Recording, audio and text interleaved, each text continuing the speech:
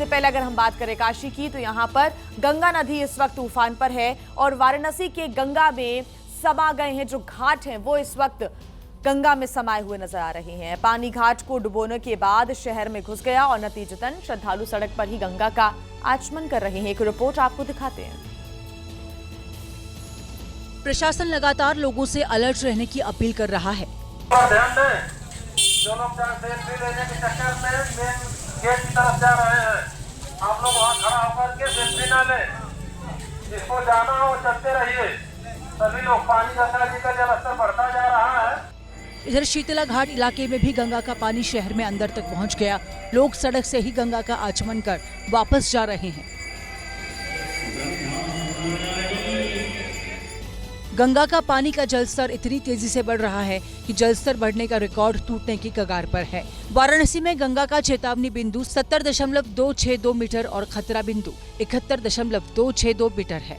अब तक का सबसे ज्यादा 73.901 मीटर जलस्तर 9 सितंबर 1978 को दर्ज किया गया था।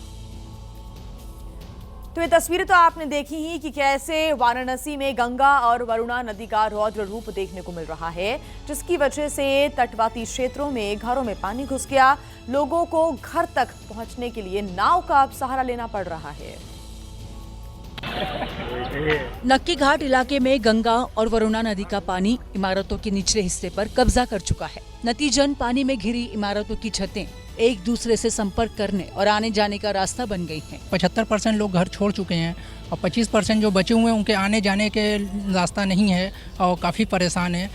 जो लोग बचे हुए हैं वो निचला तल छोड़कर दूसरी और तीसरी मंजिल पर शिफ्ट हो गए हैं, लेकिन वहाँ भी पानी पहुँचने का खतरा बना हुआ है। जो प्रारंभिक रिपोर्ट है अब तक की है कि 4000 लोग सीधे तौर पर वरुणा तटवर्ती क्षेत्र में प्रभावित हैं। ऐसे में लोगों को इस बात की उम्मीदें हैं कि कब गंगा और वरुणा का जो जलस्तर है वो सामान्य होगा और उन्हें राहत मिलेगी। वहीं उत्तर प्रदेश के फतेहपुर में हजारों लोग बाढ़ की चपेट में आ गए। यहां पर यमुना नदी खतरे के निशान के ऊपर बह रही है, जिसकी वजह से बांदा कानपुर मार्ग पानी में डूब गया। रोड पर कई फीट पानी नजर आया, जिसमें हादसे को दावत देते हुए कई वाहन पानी से निकलते दिखाई दिए। यमुना नदी का पानी गांव में घुस गया था, जिसके बाद हजारों लोगों ने गांव से पलायन कर दिया। वो नावों और ट्रैक्टर ट्रॉली के जरिए अपना सामान सुरक्षित जगह पर ले गए। प्रशासन भी लोगों से सुरक्षित रहने और बच्चों को नदी के किनारे न जाने की अपील कर रहा है, क्योंकि हर तरफ सिर्फ पानी ही पानी नजर आ रहा है। यमुना जी का जलस्तर खतरे के निशान से ऊपर है।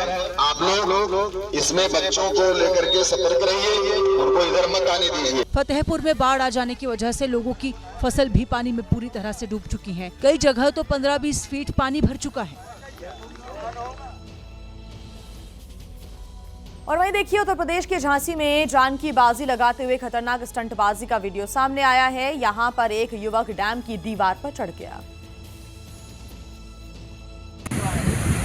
तस्वीरों में देखा जा सकता है कि युवक की स्टंटबाजी न केवल खतरनाक है बल्कि जानलेवा भी हो सकती है।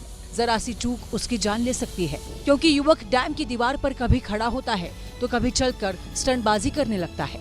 हैरान कर देने वाली ये तस्वीर झांसी के भसनेह डैम की है, जहां जान को जोखिम में डालने वाली स्टंटबाजी कर युवक खुद को हीरो समझ रहा है।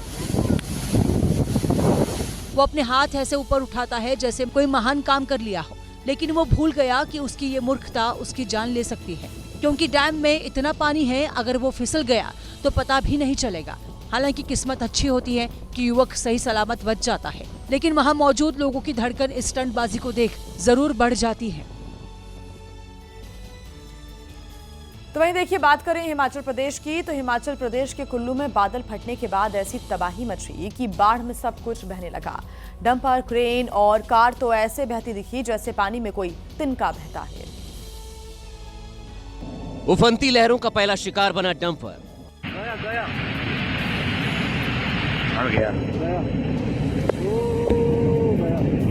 लहरें डंपर को नदी में ऐसे बहा ले गईं जैसे कोई पत्ता। मलाड़ा गांव में खतरे से अलर्ट करने वाले सायरन बजने लगे, लेकिन जब तक लोग संभल पाते उससे पहले ही सफेद रंग की बोलेरो भी नदी में धड़ाम से गिरी और बहती चली गई। इसके बाद भारी भरकम क्रेन भी पलट गई और नदी में बह गई। कहां, कुछ पता नहीं चला। इस खौफनाक मंजर को जिसने भी देखा वो ऊपर से नीचे तक सहम गया। तो वहीं देखिए, मलाना में आए फ्लैश फ्लड की वजह से हाइड्रो पावर प्रोजेक्ट डैम की भी दीवार टूट गई और डैम की दीवारों पर दरारें आ गई हैं। जो गाड़ियां और मशीनें सैलाब में बह गई थी वो भी वहां कबाड़ की तरह पड़ी हुई नजर आ रही थी। आपको बता दें कि फ्लैश फ्लड आने की वजह से रास्ता बंद हो गया है, जिसके बाद लोग रस्सी के सहारे चढ़कर अपने घर जाते हुए नजर आ रहे हैं। तो जान जोखिम में डालकर लोग अपने घरों को जाने के लिए मजबूर। Malana one hydel power project है। Malana one hydel power project का क्या हाल हुआ है फ्लैश फ्लड की वजह से, बादल फटने की वजह से, ये हम अंदाज़ा लगा सकते हैं। नुकसान हुआ है, पूरा का पूरा जो हाइडल पावर प्रोजेक्ट है वो जो है वो तबाह हो गया। इससे ऊपर मलाना 2 हाइडल पावर प्रोजेक्ट है, उसको भी नुकसान हुआ है। तो वहीं कुल्लू में लहरों का कोहराम यही नहीं थमा। कुल्लू को मलाना से जोड़ने वाला एक पुल भी सैलाब की चपेट में आ गया और उसके बाद वहां पर जो मंजर दिखा वो तो आपके भी रोंगटे खड़े कर देगा। देखिए रिपोर्ट। पहले नदी का जलस्तर बढ़ा और 10 मिनट के अंदर पानी पुल को छूने लगा। लहरों ने पुल पर ऐसा प्रहार किया कि पुल एक तरफ से टूटा और नदी में गिर गया। लो भाई, गया, चला गया भाई, पुल ही डूब गया। कुछ ही मिनट के भीतर पुल कागज की नाव की तरह नदी में बह गया और समा गया। लो भाई, गया। पुल बह जाने की वजह से बलाधी गांव को जाने वाला एकमात्र रास्ता भी बंद हो गया। अब देखिए, उत्तर प्रदेश के बलिया में गंगा नदी का जलस्तर खतरे के निशान को भी पार कर गया है और गंगा का पानी कई गांवों में घुस चुका है। हालात इतने ज्यादा खराब हो गए हैं कि जो खंड नदी किनारे बने हुए हैं वो ताश के पत्तों की तरह बिखर रहे हैं। पहले मिट्टी का कटान हुआ, फिर पेड़ टूटा और फिर आशियाना पलक झपकते ही गंगा में समा गया। ये सिलसिला यही नहीं थमा, पड़ोस का एक और घर भी गंगा की जद में आया और घर ने भी जल समाधि ली। घर गिरते रहे और चक्की नौरंगा गांव के लोग हादसे से बेपरवाह होकर वीडियो बनाते रहे। सोचिए, अगर ये मिट्टी का कटान और ज्यादा बड़ा होता तो कितना बड़ा हादसा हो सकता था। वहीं देखिए, आंध्र प्रदेश शराब घोटाला मामले से जुड़ी हुई एक बड़ी खबर मिल रही है। वाईएसआरसीपी के नेता चेविरेड्डी का सहयोगी पकड़ा गया है और भारी मात्रा में कैश ले जाने का वीडियो भी यहां से मिला है। एसआईटी ने नए वीडियो सबूत जारी कर दिए हैं और ये बड़ा अपडेट मिल रहा है। वाईएसआरसीपी के नेता चेविरेड्डी का सहयोगी पकड़ा गया है, पुलिस गिरफ्त में है और उससे अब पूछताछ होगी और भी खुलासे यहां पर होने की उम्मीद है। साथ ही साथ एक वीडियो जो कि हम आपको दिखा रहे हैं, इसमें भारी मात्रा में आपको कैश नजर आ रहा है। भारी मात्रा में कैश ले जाने का वीडियो भी यहां पर मिला है, जिसको एसआईटी ने वीडियो सबूत के तौर पर जारी किया है। तो यह बड़ी खबर इस वक्त हम आपको बता रहे हैं। आंध्र प्रदेश का जो शराब घोटाला मामला है उससे जुड़ा हुआ ये बड़ा अपडेट मिल रहा है। वाईएसआरसीपी के नेता चेविरेड्डी का सहयोगी पकड़ा गया है। हालांकि ये जो तार हैं कहां तक पहुंचते हैं, किस किस से जुड़े हुए हैं ये तार, ये खुलासे होंगे पूछताछ के बाद। देखिए, एसआईटी लगातार आंध्र प्रदेश शराब घोटाला मामले में जांच कर रही है और हर दिन कोई नए सबूत यहां पर सामने आ रहे हैं और अब एसआईटी ने नए सबूत के तौर पर एक वीडियो जारी किया है। आंध्र प्रदेश शराब घोटाला मामले से जुड़ा हुआ ये बड़ा अपडेट मिल रहा है। तो भारी मात्रा में कैश ले जाने का वीडियो भी सामने आया है, जिसमें आप कैश की गड्डियां यहां पर देख सकते हैं। इस वीडियो में ये तस्वीरें आपके सामने, बड़ी मात्रा में कैश। ये कैश किस किस से जुड़ा हुआ था, कहां तक इसके तार जुड़े हुए हैं और किन लोगों के नाम इसमें आते हैं, कौन कौन संलिप्त पाया जाता है, इसको लेकर लगातार एसआईटी मामले की जांच कर रही है। और ज्यादा जानकारी के साथ हमारी संवाददाता पिंकी राजपुरोहित हमारे साथ जुड़ी हुई हैं। पिंकी, नया वीडियो सामने आया है, वीडियो में बहुत ज्यादा कैश नजर आ रहा है जिसको एसआईटी ने ही जारी किया है, क्या अपडेट इसको लेकर? देखिए, बिल्कुल एक सबसे बड़ा सीजर जो है इसे कह सकते हैं और अब तक का सबसे बड़ा ये एक एविडेंस। अगर हम एपी लिकर स्कैम की बात करें, जहां पर एसआईटी ने जो वीडियो जारी किया है उसमें आप देख सकते हैं कि कितनी बड़ी संख्या में ये पूरा कैश जो है वो एसआईटी ने बरामद किया है। साथ ही आपको बता दें कि वाईएसआरसीपी लीडर जो चेविरेड्डी के एक बहुत करीबी है, उनके साथ जो है ये वीडियो मासिव कैश टैक्स के साथ जो है ये पाया गया है, जो कि बड़ा एक एविडेंस जो है साबित होता है इस पूरे लिकर स्कैम की अगर हम बात करें। और साथ ही आपको बता दें कि ये पूरा जो कैश का जो है ये पूरा पैक करके ट्रांसपोर्ट किया गया था। और इसके अलावा कई फोन्स भी जो है बरामद किए, कई लैपटॉप भी जो है वो बरामद किए। और तो एक तौर पर ये कह सकते हैं कि एसआईटी के हाथ में एक बड़े एविडेंस के तौर पर ये तमाम चीजें जो है वो सामने आई है। अब देखना होगा कि तमाम आरोपों के बीच अब क्या सफाई जो है वो पार्टी की ओर से दी जाती है। तो वहीं देखिए, मुंबई में आवारा कुत्तों के आतंक से लोगों का घरों से निकलना काफी मुश्किल हो चला है। मुंबई से सटे हुए उल्हासनगर में जो कुछ भी हुआ वो बेहद परेशान कर देने वाला। यहां पर स्कूल से लौट रही एक बच्ची पर कुत्तों ने हमला कर दिया। स्कूल से पैदल घर आ रही थी कि बच्ची को रास्ते में आवारा कुत्तों ने घेर लिया। उनके हमले से बचने के लिए कंधे पर स्कूल बैग टांगी बच्ची उनके बीच से भागी, लेकिन चंद सेकंड के अंदर कुत्ते उस तक पहुंच गए। उसके पीछे कुल मिलाकर 1, 2, 3, 4 कुत्ते पड़े हुए, जबकि 5वां कुत्ता भाग गया था। एक कुत्ते ने पैर पर हमला किया और फिर उसके कपड़े पकड़ लिए थे। इस बीच बच्ची को चीखता देख आसपास मदद के लिए दौड़े लोग। सामने की दुकान से दुकानदार और गली में आ रहा युवक भी बच्ची को उठाने के लिए दौड़े। दुकानदार बच्ची के पास पहुंचा और उसने गोद में उठाकर बच्ची को दुकान के अंदर ले लिया। उल्हासनगर कैंप नंबर 5 में हुई घटना के बाद लोगों का गुस्सा फूट पड़ा है और उन्होंने महानगर पालिका की कार्यप्रणाली पर गंभीर सवाल उठाए हैं। राजस्थान के सिरोही की बात करें तो यहां पर उस वक्त बड़ा हादसा हो गया जब एक यात्रियों से भरी हुई बस पलट गई, जिससे 20 यात्री घायल हो गए। गनीमत रही कि कोई जानमाल का नुकसान नहीं हुआ। ये हादसा नदी किनारे गाद जमने से हुआ, क्योंकि जब बस नदी किनारे बने पुल से गुजर रही थी तब वहां बड़ी संख्या में गाद जमी हुई थी, जिससे बस स्लिप हो गई और देखते ही देखते नदी के पास खड्डे में जा गिरी। जैसे ही बस पलटी, यात्रियों में हड़कंप मच गया। कई यात्रियों को गंभीर चोट आई, जिन्हें इलाज के लिए नजदीकी अस्पताल में भर्ती कराया है।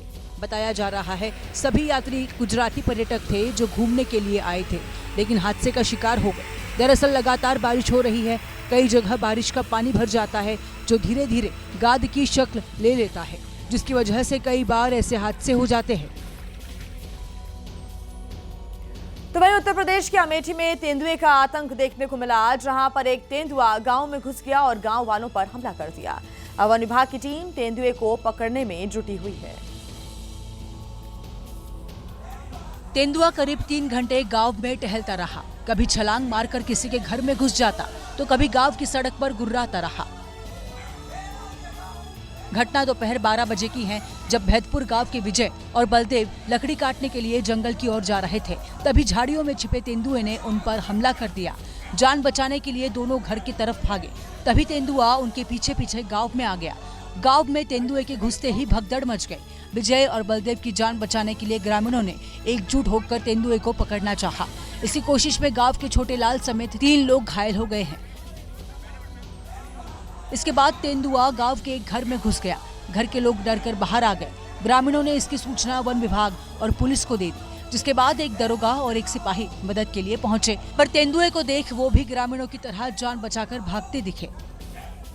करीब 3 घंटे के इंतजार के बाद शाम करीब 4 बजे वन विभाग और राजस्व विभाग की टीम मौके पर पहुंची, जिसके बाद तेंदुए को पकड़ने के लिए एक पिंजरा लगाया गया।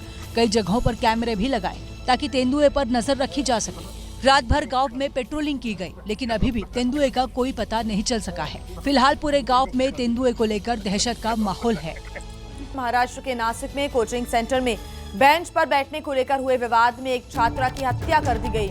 यशराज का अपनी कक्षा में पढ़ने वाले 2 छात्रों से बेंच पर बैठने को लेकर झगड़ा हो गया था और इसी विवाद के चलते यशराज की उसी की कक्षा में पढ़ने वाले 2 दोस्तों ने निजी कक्षा परिसर में पिटाई कर दी। थप्पड़ों और लात घूंसों से पिटाई के बाद यशराज की मौत हो गई। तो यह बड़ी जानकारी मिल रही है। पुलिस इस पूरे मामले की जांच कर रही और इस हत्या के मामले में 2 बच्चों को अभी तक हिरासत में लिया गया है। कोचिंग सेंटर में बेंच पर बैठने को लेकर यह पूरा विवाद हुआ था। विवाद के बाद साथी छात्रों ने पीट कर छात्रों की हत्या कर दी। पुलिस ने 2 छात्रों को हिरासत में ले लिया है। तो नाबालिग छात्र की हत्या का मामला महाराष्ट्र के नासिक से यह सामने आया है, जहां पर विवाद मात्र इतना था कि बेंच पर बैठने को लेकर कुछ कहासुनी हो गई और ये कहासुनी मारपीट में तब्दील हो गई।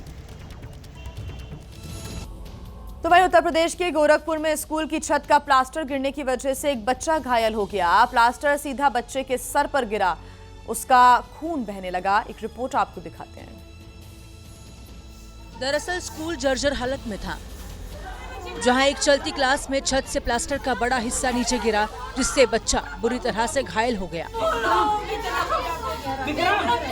आनन फानन में बच्चे को अस्पताल ले जाया गया। इस घटना ने गोरखपुर के बालापार की कंपोजिट विद्यालय की पोल खोल दी, क्योंकि पूरा स्कूल जर्जर हालत में है।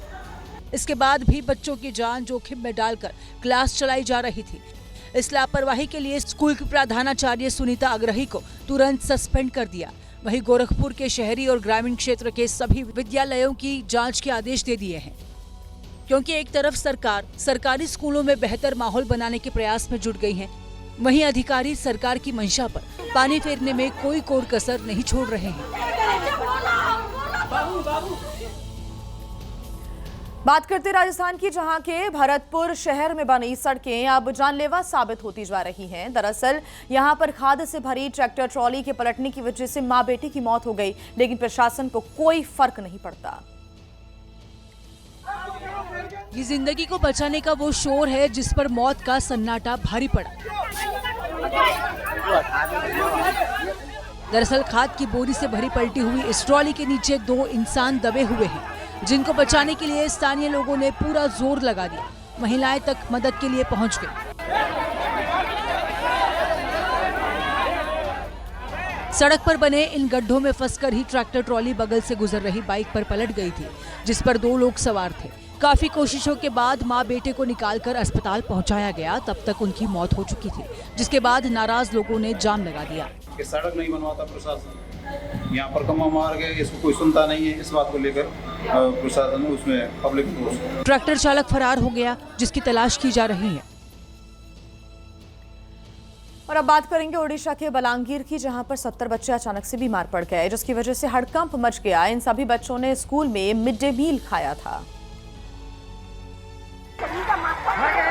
जिसके कुछ देर बाद छात्रों को बेचैनी और उल्टी की शिकायत होने लगी। जैसे ही इसकी जानकारी स्कूल स्टाफ को हुई, वो बच्चों को लेकर फौरन ही अस्पताल पहुंच गए।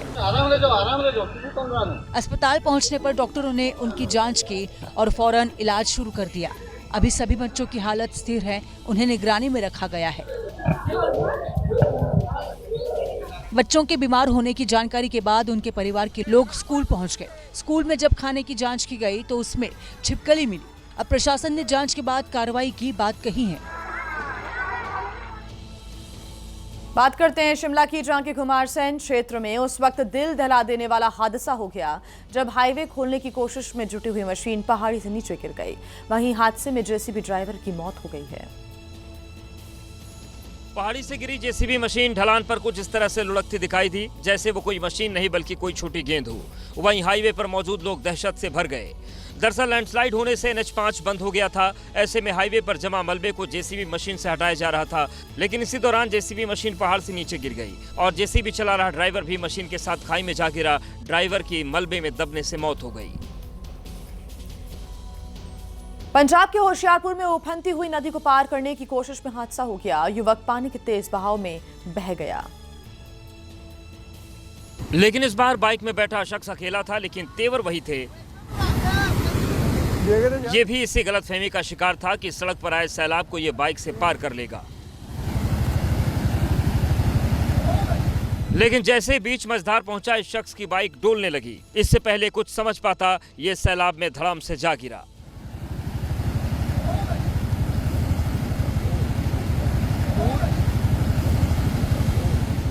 गनीमत ये रही कि आसपास स्थानीय लोग थे जिन्होंने तत्परता दिखाते हुए युवक की जान बचा ली, लेकिन युवक की मोटरसाइकिल अब भी पानी के तेज बहाव में फंसी हुई है।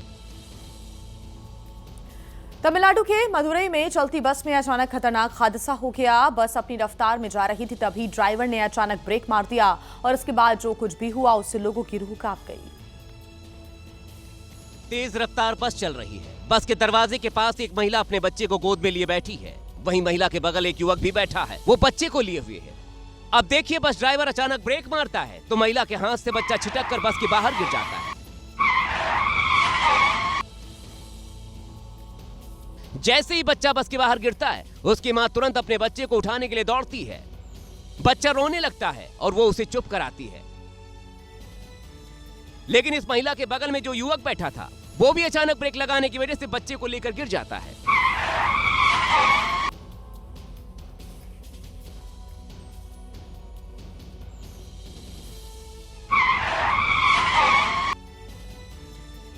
युवक के सिर और नाक पर गंभीर चोट आती है और वो लहूलुहान हो जाता है।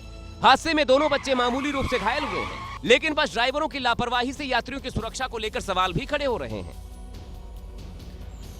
तो वहीं मध्य प्रदेश के इंदौर से हैरान करने वाला एक मामला सामने आया। यहां बदमाशों ने बिना हेलमेट पेट्रोल नहीं देने पर कर्मचारियों के पहले धमकाया और माचिस की तीली फेंककर ब्लास्ट की भी कोशिश की। पेट्रोल पंप पर लगे सीसीटीवी में दिखाई दिया कि बाइक सवार 3 बदमाशों में से एक ने अचानक माचिस की तीली जला ली और पेट्रोल पंप स्टेशन तक आ गया। बाद में बदमाश ने जली हुई तीली पंप के पास फेंक दी और पेट्रोल पंप कर्मचारी को धमकाकर वहां से फरार हो गए। मामले में शिकायत मिलने के बाद एरोड्रम पुलिस थाने में मोटरसाइकिल सवारों के साथ साथ अन्य लोगों के खिलाफ मुकदमा दर्ज कर लिया गया है। फिलहाल पुलिस बाइक सवारों की तलाश कर रही है। मामला एरोड्रम थाना क्षेत्र के छोटा बांगड़ादा का है। वहीं यूपी के कानपुर में नशे में धुत एक सपेरे ने जमकर उत्पात मचाया। बाद में जब दुकानदारों ने विरोध किया तो मौका देखकर वहां से रफू चक्कर हो गया। हाथ में सांप लिए सपेरा कभी आसपास के मौजूद दुकानदारों को डराता तो कभी दुकानों की ओर घुसने की कोशिश करने लगता। किसी को समझ नहीं आया कि आखिरकार सपेरे को क्या हो गया है। इधर लोग डर के मारे चीखने चिल्लाने लगे। इसी बीच सपेरे ने सांप को पास में ही खड़ी एक लेडी कांस्टेबल पर उछाल दिया, जिससे वो डर कर घबरा कर दौड़ गई। वहीं दूसरा पुलिसकर्मी भी घबरा कर बाइक से उतर गया और भागने लगा। इस दौरान सपेरे ने एक युवक को पकड़ लिया और सांप उसके गले में डाल दिया। इस बीच दुकानदार विरोध में आ गए। मौका देख सपेरा कुछ समय बाद वहां से रफू चक्कर हो गया। देखिए, मध्य प्रदेश के उज्जैन में एक डॉक्टर की सूझबूझ ने एक मरीज की जान बचा ली। अस्पताल में मौजूद लोग उम्मीद छोड़ चुके थे, लेकिन काफी देर तक डॉक्टर मरीज को बचाने का प्रयास करता रहा। डॉक्टर के सामने मरीज अचानक जमीन पर गिर गया। डॉक्टर समझ गया कि मरीज को दौरे पड़े हैं, इसलिए बिना समय गंवाए तुरंत सीपीआर देना शुरू कर दिया। सीपीआर के बावजूद मरीज ने हलचल नहीं दिखाई। फिर मरीज को इमरजेंसी में ले जाने की तैयारियां शुरू हुई। इधर एक डॉक्टर मरीज को लगातार सीपीआर दे रहा था, तो दूसरी ओर कर्मचारी तेजी से स्ट्रेचर लेकर आए। डॉक्टर तुरंत मरीज को लेकर इमरजेंसी वार्ड में भागा और वहां भी सीपीआर देना जारी रखा। दूसरी ओर मेडिकल स्टाफ ने चेस्ट कंप्रेसर की व्यवस्था की और फिर डॉक्टर उसके जरिए जान बचाने में जुट गया। डॉक्टर लगातार करीब 1 मिनट तक ऐसे ही सीपीआर देता रहा और आखिरकार मरीज की जान बच गई। सीने में दर्द की शिकायत के बाद ये मरीज अस्पताल पहुंचा था, जहां पर उसे हार्ट अटैक आ गया था। कांग्रेस नेता मणिशंकर अय्यर ने पहलगाम हमले को लेकर विवादित बयान दिया है। उन्होंने दावा किया कि हम चीन के साथ बातचीत कर रहे, फिर पाकिस्तान से क्यों नहीं। दरअसल मणिशंकर अय्यर ने दावा किया है कि पहलगाम आतंकी हमले के लिए पाकिस्तान को जिम्मेदार नहीं ठहराया गया। उन्होंने आगे कहा कि थरूर और उनकी टीम ने जिन 33 देशों का दौरा किया, उनमें से किसी ने पाकिस्तान को जिम्मेदार नहीं ठहराया। ना संयुक्त राष्ट्र और ना ही अमेरिका ने पाकिस्तान को जिम्मेदार बताया है। उन्होंने कहा कि पहलगाम हमले में पाकिस्तान के हाथ होने के सबूत भी नहीं दे पाए। ऐसे में देशों को ऐसा कोई सबूत नहीं दे सके हम कि लोग कहें कि हमले में पाकिस्तान की जो एजेंसियां हैं उनका हाथ रहा। आगे मणिशंकर अय्यर ने कहा कि बस हम ही ये कह रहे हैं कि हमले में पाकिस्तान का हाथ है। हालांकि इसके बाद से लगातार प्रतिक्रियाएं भी सामने आ रही हैं। वो जो 33 देश थरूर और उनके लोग गए हों, किसी ने नहीं कहा कि पाकिस्तान जिम्मेवार है। यूएन ने भी नहीं कहा कि पाकिस्तान जिम्मेवार है। अमेरिका ने नहीं कहा कि पाकिस्तान जिम्मेवार है। हम ही इकलौता है जो अपने छाती को पीटते हुए कहते हैं कि हाय हाय पाकिस्तान है जिम्मेवार। कोई मानने को तैयार नहीं है। हम कोई सबूत नहीं पेश कर पा रहे हैं। और आइए अब बात करते हैं 15 अगस्त की तैयारियों को लेकर। दिल्ली पुलिस ने एक बड़ा फैसला लिया है। कानून व्यवस्था को लेकर दिल्ली पुलिस ने कई पाबंदियां यहां पर लगाई हैं। आपको बता दें कि 16 अगस्त तक दिल्ली में ड्रोन, पैराग्लाइडर की जो उड़ान है उन पर रोक लगा दी गई है। सुरक्षा के मद्देनजर ये फैसले लिए गए हैं। इसके साथ ही साथ क्वाडकॉप्टर और हॉट एयर बलून पर भी रोक लगा दी गई है। माइक्रोलाइट विमान भी यहां पर नहीं उड़ा सकेंगे। साथ ही साथ यही नहीं, रिमोटली पायलटेड एयरक्राफ्ट की उड़ान पर भी पाबंदी लगा दी गई है और 15 अगस्त को देखते हुए विमान से पैरा जंपिंग भी नहीं कर सकेंगे। दिल्ली पुलिस के आदेश को जो नहीं मानेगा उसके खिलाफ सख्त कार्रवाई भी की जाएगी। तो 15 अगस्त को देखते हुए, उनकी तैयारियों को देखते हुए ये अहम फैसले यहां पर लिए गए हैं। आइए खबरों में आगे बढ़ते हैं और अब बात करते हैं राजस्थान की, जहां की सिरोही में आबकारी विभाग की टीम ने अवैध शराब तस्करों पर फिल्मी स्टाइल में कार्रवाई की है और इसकी तस्वीरें सोशल मीडिया पर अब चर्चा का विषय बनी हुई है। आपको रिपोर्ट दिखाते हैं। सिरोही के बागसीन टोल के सीसीटीवी फुटेज पर गौर करिए। काले रंग की स्कॉर्पियो कार रॉन्ग साइड से टोल की ओर जा रही है। इसके साथ ही दो युवक भी टोल की ओर बढ़ते दिख रहे हैं। वहीं जिस टोल बूथ की तरफ स्कॉर्पियो कार बढ़ रही है, इसी वक्त उस टोल बूथ पर एक सफेद रंग की कार आकर रुकती है। यहाँ तक किसी को अंदाजा नहीं था कि आगे क्या होने वाला है, लेकिन जैसे ही टोल बूथ खुला और सफेद रंग की कार आगे बढ़ी, स्कॉर्पियो कार रास्ते में आकर खड़ी हो गई, जबकि पैदल चल रहे दोनों युवक दौड़कर सफेद रंग की कार के पास पहुंच गए। हालांकि रास्ता न होने के बाद सफेद रंग की कार तेजी से आगे बढ़ी, लेकिन सामने खड़ी स्कॉर्पियो से टकरा गई। इसके बाद पहले से पैदल घूम रहे युवक और आसपास मौजूद दूसरे सफेद रंग की कार के पास पहुंचे और उसमें सवार युवक को बाहर निकाला, जिसके बाद खुलासा हुआ कि सफेद रंग की कार से हरियाणा में बनी शराब की तस्करी हो रही थी और कार की घेराबंदी आबकारी विभाग की टीम ने की थी। टीम को कार के अंदर से भारी मात्रा में हरियाणा में बनी शराब मिली है। बताया जा रहा है कि कार ड्राइवर शराब को तस्करी कर गुजरात के मेहसाणा ले जा रहा था। देखिए, सांप का नाम सुनते ही सिरहन सी पैदा हो जाती है। अगर पास आ जाए सांप तो लोगों के होश उड़ जाते हैं, लेकिन उत्तर प्रदेश के पीलीभीत में एक युवक ने न सिर्फ सांप को पकड़ लिया, बल्कि सांप के काटने के बाद भी वो डरा नहीं। युवक ने जैसे ही सांप को पकड़ा, उसने काट लिया। सांप के अटैक के बाद युवक उसे छोड़कर भागा, लेकिन वहां मौजूद एक बुजुर्ग ने सांप को भागने नहीं दिया।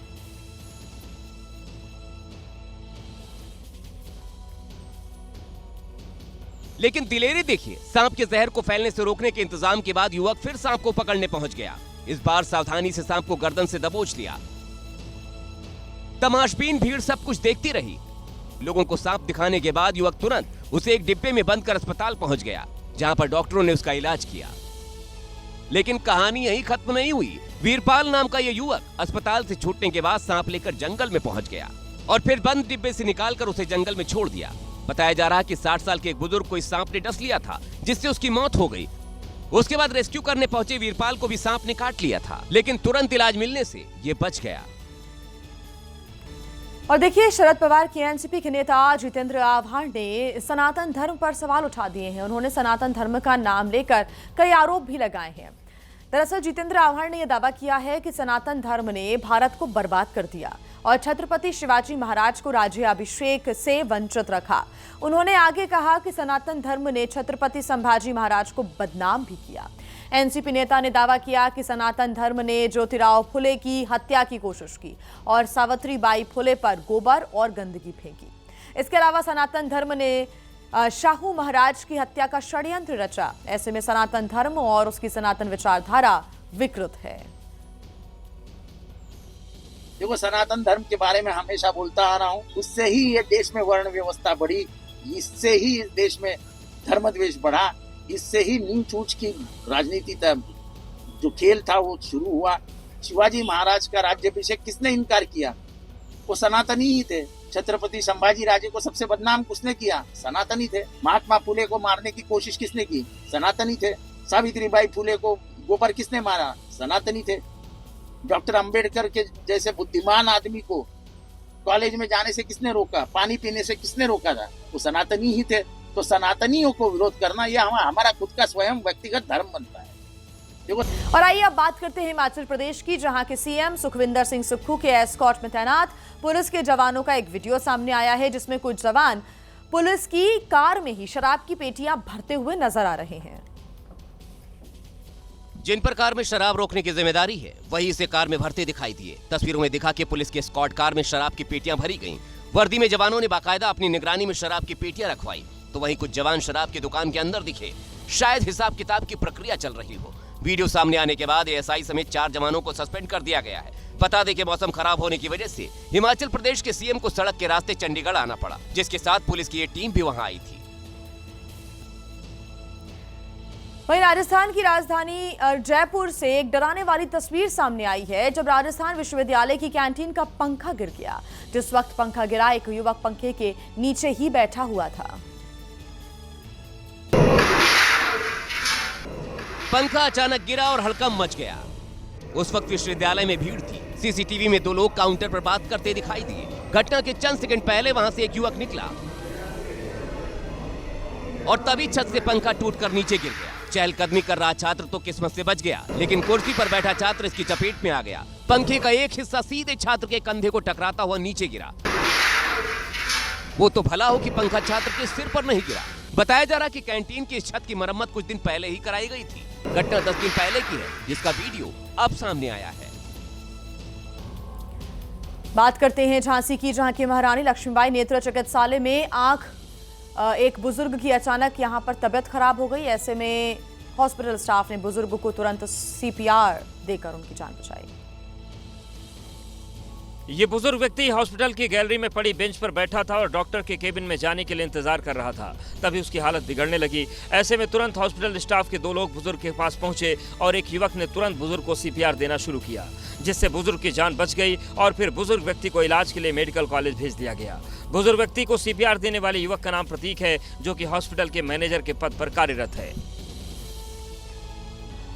देखिए, बिहार में जारी वोटर वेरिफिकेशन के ड्राफ्ट पर आरजेडी नेता तेजस्वी यादव ने एक बड़ा दावा किया है। उन्होंने आरोप लगाया है कि हर विधानसभा क्षेत्र में 20 से 30 हजार लोगों के नाम काट दिए गए। यहां तक कि वोटर लिस्ट के ड्राफ्ट में उनका खुद का भी नाम नहीं है। तेजस्वी यादव ने आरोप पटना में आयोजित प्रेस कॉन्फ्रेंस में लगाए। ये चुनाव आयोग का एप्लीकेशन है, मेरा भी नहीं है, हम चुनाव कैसे लड़ेंगे? वहीं चुनाव आयोग ने तेजस्वी यादव के आरोपों को गलत करार दिया। चुनाव आयोग ने बताया कि वोटर लिस्ट ड्राफ्ट में 416 नंबर पर तेजस्वी यादव का नाम दर्ज है। चुनाव आयोग ने आरोप लगा रही पार्टियों पर भी सवाल उठाए। दावा है कि अब तक किसी भी पार्टी ने वोटर लिस्ट ड्राफ्ट पर आपत्ति दर्ज नहीं कराई। वहीं बीजेपी ने तेजस्वी यादव पर आम जनता को गुमराह करने का आरोप लगाया। ये भी कपटी है, बिल्कुल राहुल गांधी की तरह ही। ये रहा इलेक्टोरल रोल तेजस्वी यादव का रिवीजन के बाद, सीरियल नंबर 416। वही वोटर लिस्ट ड्राफ्ट में नाम सामने आने पर तेजस्वी यादव ने EPIC नंबर बदलने पर सवाल उठा दिए। अगर मेरा बदल सकता है तो ऐसे कितने लोगों का EPIC नंबर बदला होगा? ये तो विषय है। यही सब आंकड़े तो हम लोग पूछ रहे चुनाव आयोग से, तो कहीं ना कहीं से पूरी साजिश है कि वोटरों का नाम जो है काट दिया जाए। दरअसल प्रेस कॉन्फ्रेंस में Tejashwi Yadav EPIC number RAB2 916120 के जरिए वोटर लिस्ट ड्राफ्ट में अपना नाम ढूंढ रहे थे, जबकि ड्राफ्ट लिस्ट में उनके नाम के साथ दर्ज जो EPIC नंबर दर्ज है वो है RAB0456228, जिसे लेकर अब सियासी पारा चढ़ने लगा है।